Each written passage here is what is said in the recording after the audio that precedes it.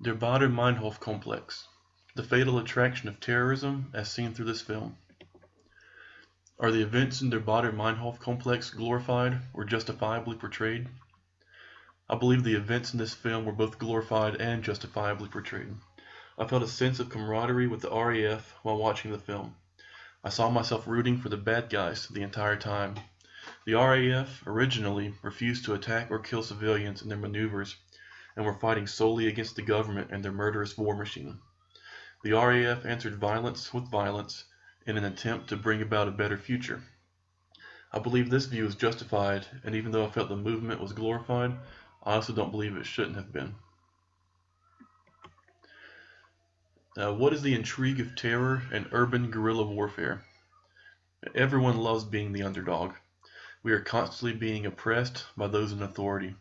Our parents and teachers when we were young, and then the police, our bosses, and government as we grow older. When someone has the courage to fight against the social norm of oppressor and victim, we finally have someone to cheer for. One of us is winning the fight against them. Our wants and desires are being played out by the terrorist because we are too scared ourselves to take control of our own destiny. This is the intrigue. The ability to create your own future, shout out your truth, and not treat violence and oppression against the poor working class as normal and unavoidable. And how does the film Der Bader-Meinhof Complex fit into German history? Der Bader-Meinhof Complex gives, in my opinion, a very accurate portrayal of Germany during the 1970s.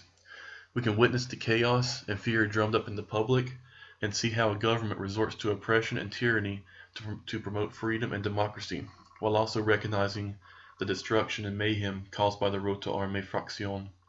Since the RAF was a left-leaning communist organization, I believe the cultural significance was great because right next door was the communist East Germany. It wouldn't be a stretch for the public to relate the RAF to the East German regime.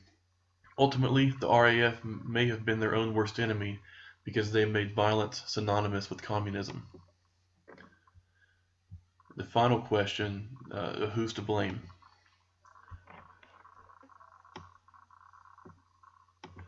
So the norm is that guilt falls on the outliers, on the so-called terrorist. The government can do no wrong, and when it does, there will be no punishment.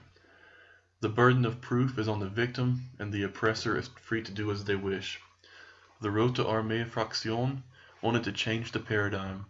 They wanted to take the guilt and responsibility of the Vietnam War off of the Viet Cong and the poor Vietnamese and place it upon the US terrorists and the German government that provided a safe haven for the terrorists to invade Vietnam.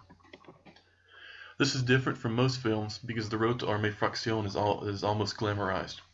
They don't attack or kill civilians, they have a defined goal, and despite their troubles, they stay true to their mission.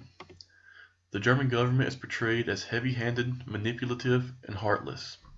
Der Bader-Meinhof Complex examines the ideas of democracy and freedom and exposes the Western myth of democracy as a farce.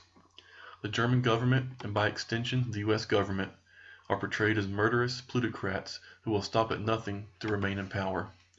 Der Bader-Meinhof Complex shifts the norms of guilt and responsibility from the citizen to the state. The state is not assumed innocent, but rather corrupt. The people should not have to live in fear, but the government should fear the masses. Das Ende.